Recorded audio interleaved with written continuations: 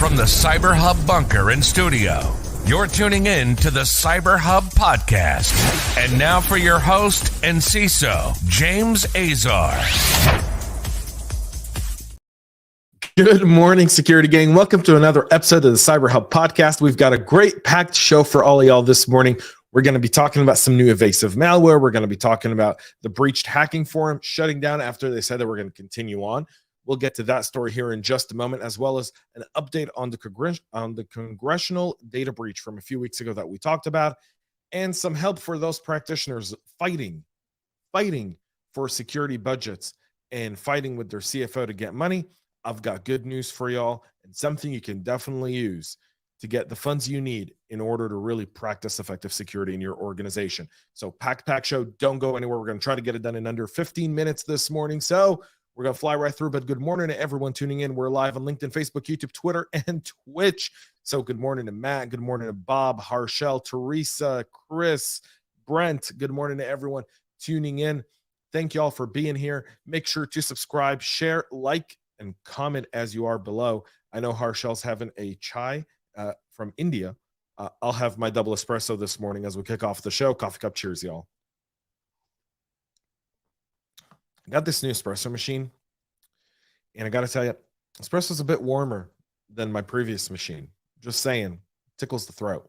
So without further ado, cyberhubpodcast.com. Catch all the latest, including yesterday's episode with the amazing, magnificent Olivia Rose. What a CISO Talk episode that was. We did sing in Hebrew. If you missed that, you have to go catch it. Never before on a CISO Talk episode, 150 some odd episodes. Never did that before until Olivia came on the show. We'll start off with breached hacking forum shutting down, fearing it's not safe from the FBI. Well, after one of the main administrators was arrested last week, the additional administrators of breach were like, we're going to keep going. Only to figure out that since one of your main administrators is probably trying to shave off time and get some charges dropped, he's probably going to hand everything off to the FBI. And the FBI is probably watching you. The FBI probably knows who you are by now. And the FBI has the power to go to your local jurisdiction, as long as it's not China, Russia, North Korea, or Iran, and apprehend you in most cases. Therefore, it might be time to say final goodbye. And that's exactly the notice that they've put on the forum yesterday. It's not only safe, they'll probably pop up under a different name with different tech in a few weeks or months. This void will not go unserved. This platform will continue in some sort of way. However, this one does shut down. It's going to take people somewhere else, and we'll see how that kind of evolves. But that's kind of the news there. We'll move to some significant vulnerabilities here with an unpatched Samsung chipset vulnerability that's opening Android users to RCE attacks.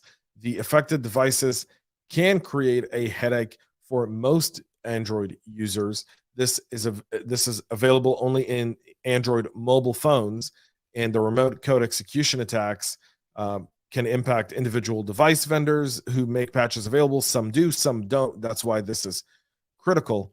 In a blog post last week, researchers said that they reported as many as 18 different vulnerabilities to Samsung and the company's Exynos chipsets used in multiple mobile phone models from Samsung, Vivo, and Google. Affected devices include the Samsung Galaxy S22, M33, M13, M12, A71, and A53, Vivo S16, 15, S6, X70, X60, and X30, and Google Pixel 6 and 7 series of devices. Android users are confirming some of them have been compromised due to this vulnerability. The CVEs across these four vulnerabilities are 2023-24033, 264906, 264907, and 264908. They do allow an attacker to remotely compromise a phone at the baseband level. Limited additional research and development. They believe that skilled attackers will be able to quickly create an operational exploit and compromise affected devices silently and remotely. The security researcher identified the remaining 14 vulnerabilities as somewhat less severe. Samsung said it identified 6 of the vulnerabilities as potentially impacting some of its Galaxy devices. The company described the 6 flaws as not being severe and said it released patches for 5 of them in March. So if you haven't patched those devices, Google has also done the same, but there is a patch gap with Android as there is any time with Android, simply because of the way they operate their OS. This is going to have some significant impact. Now, this is where the risk lies for practitioners. People use Android phones for work. If I know who your people are, which thanks to LinkedIn, where platform we're on right now, I can find out who your employees are. Going through some databases, I can try to find their PII. I can potentially get their phone number. I could potentially try to target them, and I could potentially be successful if the devices aren't patched. There's a lot of potentialities there, but don't put it away from someone to actually do that if they feel like they can monetize the action, or if they feel it serves their organization or their personal interests. These things do happen, and they're quite readily available. A lot of information is readily available. We're going to talk about the next few stories are around this new malware. So there's two different ones. We'll talk about Naplistener here in just a moment. This one is called PowerMagic and CommonMagic malware. They're being used by criminals to steal data, not hackers. Security researchers have discovered attacks from an advanced APT that uses a previously unseen malicious framework called CommonMagic and a new backdoor called PowerMagic. Both malware pieces have been used since at least September of 2021 in operations that continue to this day. They're targeting organizations in the administrative, agriculture, and transportation sector for purely espionage purposes. Security at Kaspersky said that the attackers are interested in collecting data from victims in Donetsk, Lugansk, and Crimea, all areas that are currently under Russian occupation as part of the Russian-Ukrainian war. Once inside the network, the attackers behind the CommonMagic espionage campaign can use separate plugins to steal documents and files. And you can obviously, the links are there. I'm not going to repeat all of them. From USB devices, the malware used can also take screenshots every 3 seconds using the Windows Graphic Device Interface API. The researchers believe that the initial infection vector is spear phishing, or a similar method to deliver a URL pointing to a zip archive with a malicious LNK file. A decoy document in the archive diverted the target user from malicious activity that started in the background when LNK files disguised as a PDF was launched. Kaspersky says that activating the malicious LNK file would lead to infecting the system with a previously unknown PowerShell-based backdoor that's called PowerMagic after a string of malware code. The backdoor communicates with the command and control server to receive instructions, upload the results using OneDrive and a Dropbox folder. All of that is available there. Kaspersky's analysis revealed that the attackers created dedicated modules for various tasks, from interacting with the C2 to encrypting and decrypting traffic from the command server, stealing documents, and taking screenshots. They're hiding behind an ordinary technically tactic. And friends of the show here, Security Joe's announced last month that they discovered the icebreaker backdoor. So we've seen that as well. So a new type of malware. What's happening in the Ukraine will eventually be targeting Europe, the US, and spread from there. So this kind of malware you want to be very mindful of. Try to understand its IOCs, TTPs, and make sure your EDR, MDR products are all updating it, and your SOC and security operations team are well aware of its tactics so that they can recognize anything in their environment. The custom Naplistener malware is a nightmare for network-based detections. Threat actors, and including a group monitored as REF29 or 24 by Elastic Security Labs, is wielding a novel data stealing malware, an HTTP listener written in C. I'm having one of those mornings. It's dubbed Naplistener by researchers and attacks against victims operating in Southern and Southeast Asia, according to a blog post by Elastic senior security researcher engineer Remco Sportin. In that region of the world, network-based detection and prevention technologies are the de facto method for securing many environments. Naplistener, along with other new types of malware used by the group, appear designed to evade network-based forms of detection. So don't sleep on your defense in-depth strategy. Obviously, Naplistener is the latest in a series of new types of custom malware that have been observed coming from REF29 or 24, used in attacks that support a particular focus on evading network-based detection. What these new malware families all have in common is not only that they're based on open source tech, but also that they use a familiar and legitimate network assets to mask their activity. A consistent theme to all of these capabilities is the intention to hide in legitimate and expected forms of network communication, and they are installed to resemble the underlying services they abuse. A unique observation of this threat actors and the deep focus of evasive tactics While many threats masquerade in similar ways, this threat pursues the methodology to an extreme and consistently uses these methods. In addition to Naplistener, which mimics the behavior of web servers on a network to hide itself, REF is also wielding a custom malware that tracks as a Sistograph and Sumini record, among others. The former is notable for using Microsoft Cloud resources for command and control to evade detection, and the latter masquerades as a DNS protocol traffic. So, brand new malware here that's making its way across. Google has suspended the Chinese shopping app. I guess it's a morning of really difficult names to spell. Pinduoduo.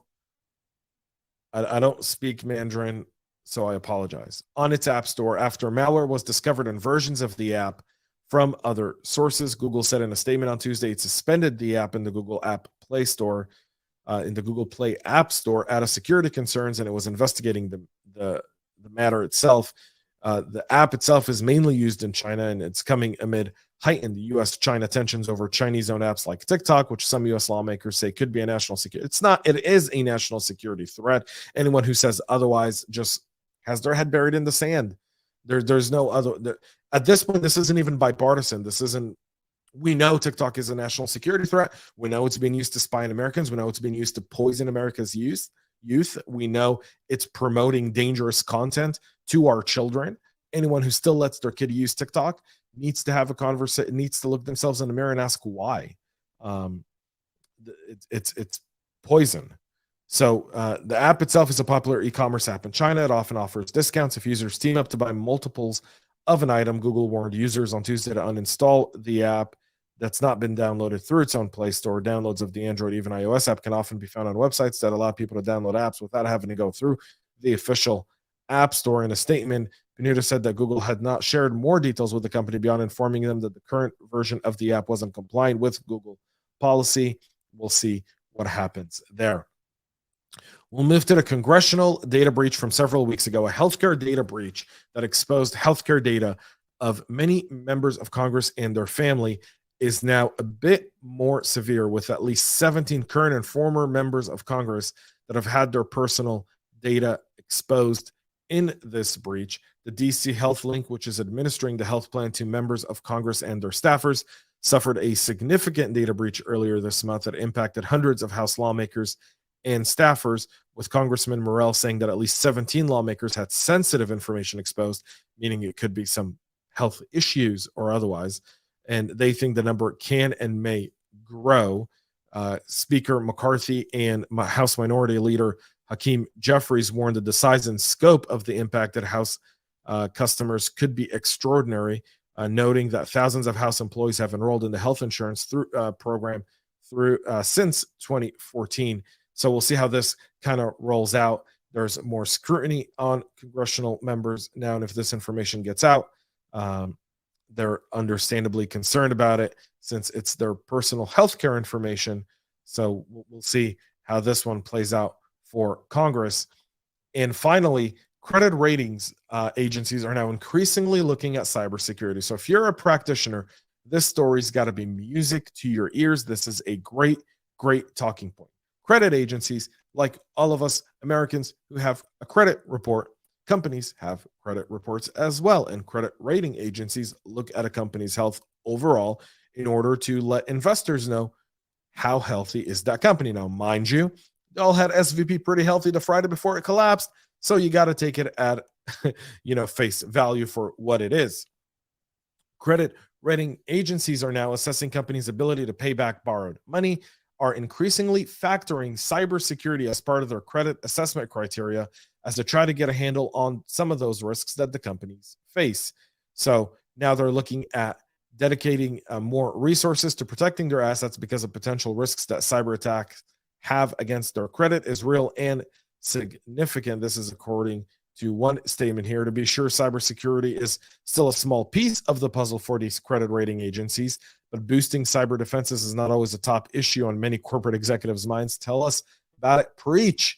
But experts say that companies need to be focused on cybersecurity as they try to mitigate risks to assure lenders that they're doing so. So for companies that deal with any type of risk in their business model, what they do from a cyber policy and staffing standpoint is crucial to how attractive they are for investments and doing business, according to a portfolio manager and co-head of the global taxable fixed income team at Brown Advisory.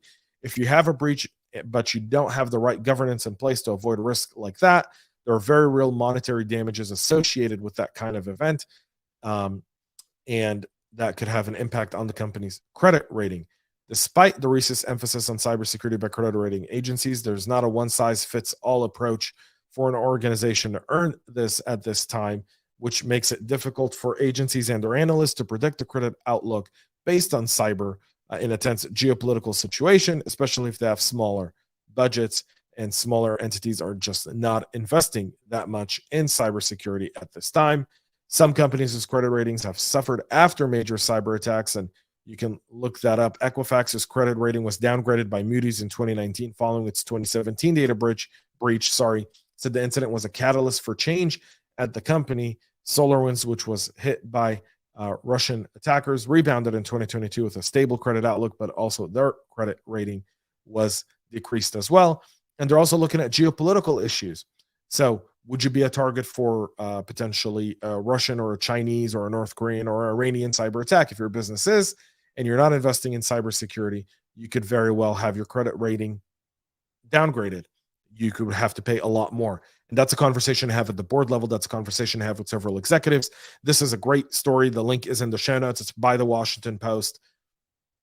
Take it, sit with your finance team, sit with your chief risk officer, talk about this stuff. It matters. It's going to matter. It's going to continue to matter over time. And it's going to become, once a formula is figured out, and now that they know credit ratings are looking at this, you can bet your sweet tail there's some snake oil salesmen that are saying, my system can help you determine risk the best. They're going to go out there and they're going to try to sell them a system. And then you're going to be subject to that. So it's better for us to kind of try and establish something as practitioners, reach out to these 8 credit agencies and have these conversations, but also get the business on board to understand that and take advantage of it. We've gone a little bit over on this morning's show. I do apologize. Thank you all for being patient, staying tuned into the show. Please make sure to subscribe, share, and like today's episode. I'll try to do this last piece here and put it in a short video for all y'all and post it later today. So go check out the CyberHub Podcast LinkedIn page or our YouTube page for more there. That's it for our show this morning. We'll be back with a whole lot more tomorrow to wrap up this week here live at 9 a.m. Eastern on Facebook, LinkedIn, YouTube, Twitter, and Twitch. Till then, have a great rest of your day, and most importantly, stay cyber safe. We love feedback, so make sure to connect with us on social media and subscribe to our podcast on your favorite podcast listening platform.